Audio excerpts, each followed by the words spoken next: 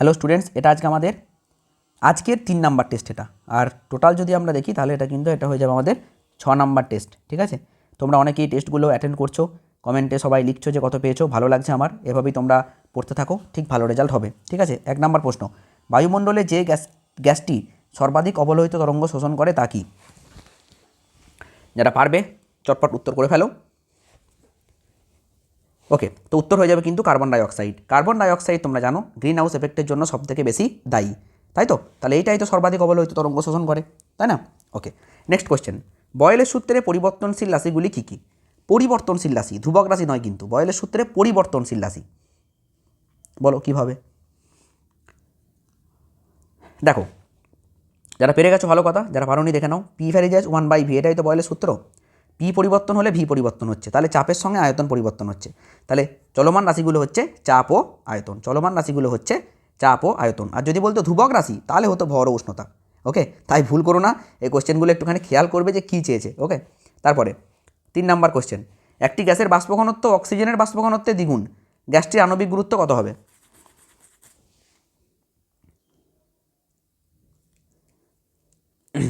Time দিচ্ছে একটু, কারণ যেহেতু অঙ্ক এটা। তো চলো এবার সলভ করে দিই। দেখো, আমরা জানি m is equals two 2d, তাহলে d is equals two m/2।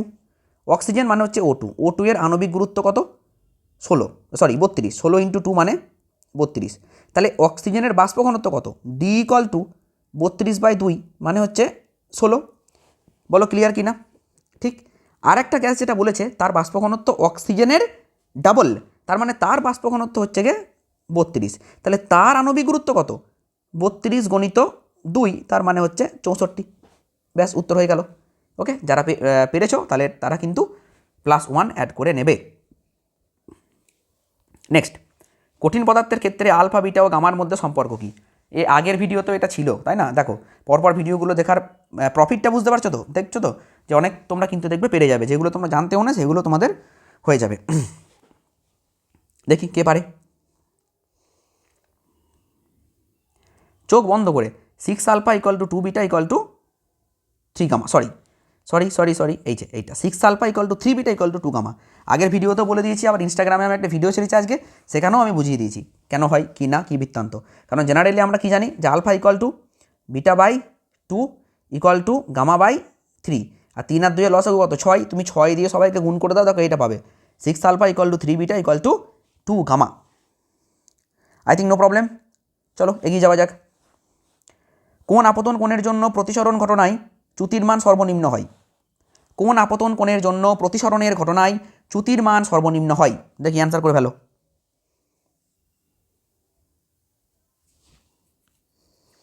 Zero degree, good, 0 degree. যে 0 ডিগ্রি পেরেছো তারা 0 ডিগ্রি অ্যান্সার, একদম কারেক্ট। দেখো, প্রতিসরণ মানে কি? এইটা একটা মাধ্যম, এইটা ফার্স্ট মাধ্যম, এটা সেকেন্ড মাধ্যম।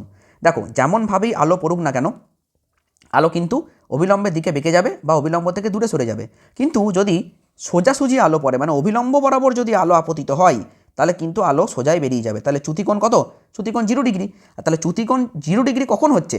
যখন আপতন কোণ হয়ে যাচ্ছে 0 ডিগ্রি। কারণ অবিলম্বের সঙ্গে কোণ উৎপন্ন হয়, তো তাহলে অবিলম্বের সঙ্গে যদি কোণ উৎপন্ন হয়, তাহলে আপতন কোণ কত ডিগ্রি হলো? আপতন কোণ 0 ডিগ্রি কিন্তু হয়ে গেল, তাই না?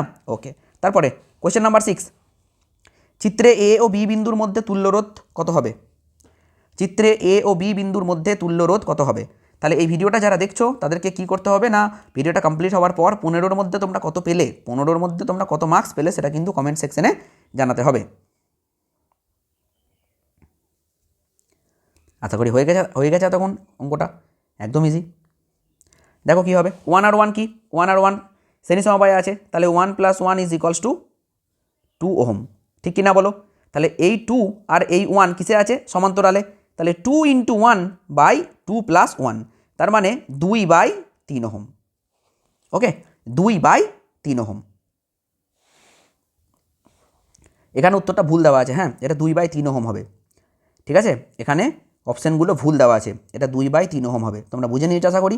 তো চলো নেক্সট কোয়েশ্চেন, একটি উত্তল লেন্স বিবর্ধক কাঁচ হিসাবে আচরণ করে, দিয়ে তারপরে কী চেয়েছে? যখন বস্তুকে রাখা হয় কোথায়? তার মানে উত্তল লেন্স বিবর্ধক কাঁচ হিসাবে কখন আচরণ করে? বস্তু কোথায় থাকলে? চলো সলভ করে ফেলো দেখি। কে সবথেকে বেশি নাম্বার পাচ্ছে, একদম এফের কম দূরত্বে। এফের কম দূরত্বে কিন্তু যদি আমরা রাখি বস্তুকে, তাহলে কোনো ওই যে বস্তুটাকে রাখছি তার বিবর্ধিত অসৎ বিম্ব তৈরি হবে, তাই না? বিবর্ধিত অসৎ বিম্ব তৈরি হবে। নেক্সট, তড়িৎ ক্ষেত্রে কোনো বিন্দুতে বিভব ভি অসীম থেকে ওই বিন্দুতে প্লাস কিউ আধান আনতে যে পরিমাণ কার্য করতে হবে তা কত? তার মানে কৃতকার্য এবং বিভব প্রভেদের মধ্যে সম্পর্ক চেয়েছে। দেখি কে পারে। ডাব্লিউ ইকুয়াল টু এইটা, তাই না? কিউ ইন্টু ভি, আমরা তো পড়েছিলাম W is equals to Q into V, ব্যাস এটা হয়ে যাবে উত্তর। তারপরে নেক্সট, কোনো তেজস্ক্রিয় মৌল থেকে পরপর একটি আলফা ও দুটি বিটা কণা নির্গত হলে ওই জনক নিউক্লিয়াস ও দুহিতা নিউক্লিয়াসের মধ্যে সম্পর্ক কি হবে? খুব ভালো কোশ্চেনটা, খুব ভালো কোশ্চেনটা, দেখি কে কে পারে। দেখো কি বলছে, এখানটা আমি বুঝিয়ে দিচ্ছি। বলছে একটা তেজস্ক্রিয় নমুনা আছে, সাপোজ এক্স জেড এ। এখান থেকে প্রথমে একটা আলফা কণা বেরিয়ে গিয়েছে, তাহলে আলফা কণা বেরিয়ে গেলে এটা ওয়াই হলো ধরে নাও, তাহলে এইটা কত হবে জেড মাইনাস 2, আর এইটা হয়ে যাবে কিন্তু এ মাইনাস 4। আলফা কণা বেরিয়ে গেলে তো তাই হয়। তারপরে একটা দুটো বিটা কণা নির্গত হয়েছে, তাহলে দুটো বিটা কণা যদি নির্গত হয় তাহলে কি হবে দেখো, তাহলে ধরে নাও এটা হয়ে গেল y1, ঠিক আছে, বা ওয়াই ড্যাশ কিছু একটা হয়েছে, বা জেড ধরে নাও, ওইখানে একটা জেড আছে তাহলে ধরা যাবে না, পি ধরে নিই, পি, ওকে ঠিক আছে। তাহলে দেখো জেড মাইনাস 2 প্লাস 1, দুটো বিটা বেরিয়ে গেছে না, তাহলে প্লাস 2। কেন বলো তো, একটা বিটা বেরিয়ে গেলে অ্যাটমিক নাম্বারে +1 অ্যাড হয়, তাহলে দুটো বিটা বেরিয়ে গেছে, তাহলে অ্যাটমিক নাম্বারে +2 অ্যাড হবে, আর উপরটা কী হয়ে যাবে, যা ছিল তাই হয়ে যাবে, উপরটার কোনো চেঞ্জ হবে না। তাহলে এইটা কি হবে বলো তো, এটা কিন্তু হয়ে যাবে দেখো পি জেড এ মাইনাস 4, পি জেড এ মাইনাস 4। তাহলে প্রোটন, আচ্ছা এই যে এই নিউক্লিয়াসটা, একদম প্রথমে যে নিউক্লিয়াসটা আমি লিখেছিলাম আর এই নিউক্লিয়াসটা, এদের কি মিল পাচ্ছ, দেখো প্রোটন নাম্বারটা সেম বা অ্যাটমিক নাম্বারটা কিন্তু সেম, তাহলে এরা একে অপরের আইসোটোপ, ঠিক আছে, এরা একে অপরের আইসোটোপ। তারপরে দেখো, প্রদত্ত যে ধর্মটি মৌলের পর্যায়গত ধর্ম নয়, একদম ইজি কোশ্চেন। এই কোশ্চেনটা আমাদের আগের ভিডিওতেও ছিল, এই কোশ্চেনটা আমাদের আগের ভিডিওতেও কিন্তু ছিল। প্রদত্ত যে ধর্মটি মৌলের পর্যায়গত ধর্ম নয়, উত্তর হয়ে যাবে পারমাণবিক ভর। পারমাণবিক ভর কিন্তু পর্যায়গত ধর্ম নয়। তারপরে কোন প্রকার বন্ধনের সুনির্দিষ্ট অভিমুখ থাকে না,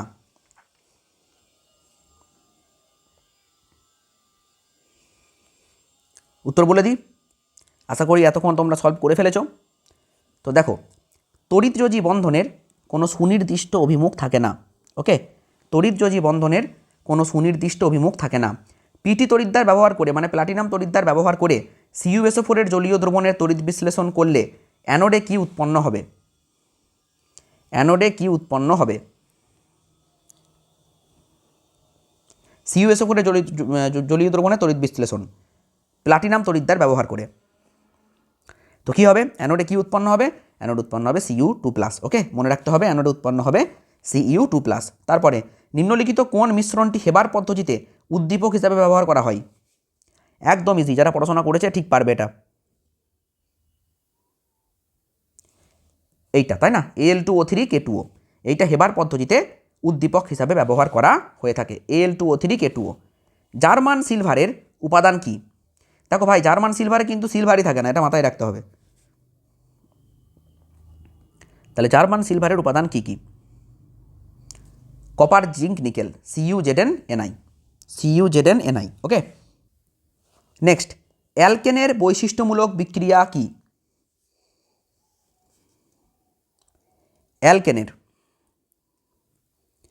অ্যালকেনের বৈশিষ্ট্যমূলক বিক্রিয়া হলো প্রতিস্থাপন বিক্রিয়া, মনে রাখতে হবে প্রতিস্থাপন বিক্রিয়া। তাহলে 15টা কোশ্চেন আমাদের হয়ে গেল, 15-এর মধ্যে কত পাচ্ছ কমেন্ট সেকশনে কিন্তু অবশ্যই জানাবে। দেখা হচ্ছে পরের ভিডিওতে।